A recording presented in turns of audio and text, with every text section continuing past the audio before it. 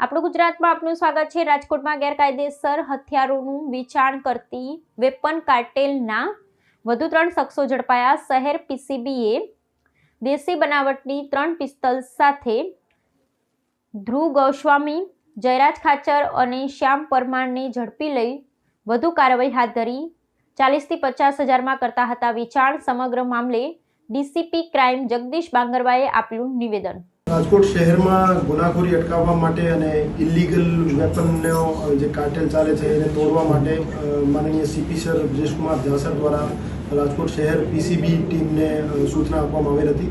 આ સૂચનાને અનુપાલનના ભાગરૂપે પીઆઈ શ્રી મેહુલ ગોંડલિયા સાહેબ દ્વારા અને એમની ટીમ દ્વારા જે વેપન કાર્ટેલ છે એમાં હજુ સુધી કુલ 24 હથિયાર સાથે 32 જીવતા કાર્ટેજ બરામદ કરવામાં આવેલ છે અને 11 આરોપીઓની ધરપકડ કરવામાં આવેલ છે। અને ફરિયાદ દાખલ થયા પછી તપાસ દરમિયાન સંદીપ પરમાર નામના વ્યક્તિ પાસેથી 2 બીજા હથિયાર રિકવર કરવામાં આવેલ હતા અને આરિફ પઠાણ નામના આરોપી પાસેથી 1 હથિયાર અને જયપાલ ડેડાણીયા નામના વ્યક્તિ પાસેથી 2 હથિયાર પ્લસ 2 જીવતા કાર્ટ્રીજ બરામદ કરવામાં આવેલ હતા। અને ગઈકાલે બીજા 3 આરોપી જે છે એ પ્રદીપ નામનો જે વ્યક્તિ હતો એને બીજા 3 વ્યક્તિઓને હથિયાર સપ્લાય કર્યા હતા, જેમાંથી એક ધ્રુવ ગોસ્વામી નામનો આરોપી છે એમની પાસેથી 1 હથિયાર, જયરાજ ખાચર નામનો આરોપી છે એમની પાસેથી 1 હથિયાર અને શ્યામ પરમાર નામનો આરોપી છે એમની પાસેથી 1 હથિયાર। આ રીતે પ્રદીપે 3 જે વ્યક્તિઓને 3 અલગ હથિયાર સપ્લાય કર્યા હતા એ 3 હથિયાર 3 આરોપીઓ સાથે રિકવર કરવામાં આવેલ છે। અને આ 3 આરોપીઓ પૈકી જયરાજ ખાચર નામનો જે આરોપી છે એના વિરુદ્ધ જૂના 4 ગુના પણ દાખલ થયેલા છે, જેમાં 1 murder, 1 attempt two murder, 1 prohibition અને 1 બીજો ગુનો દાખલ થયેલો છે।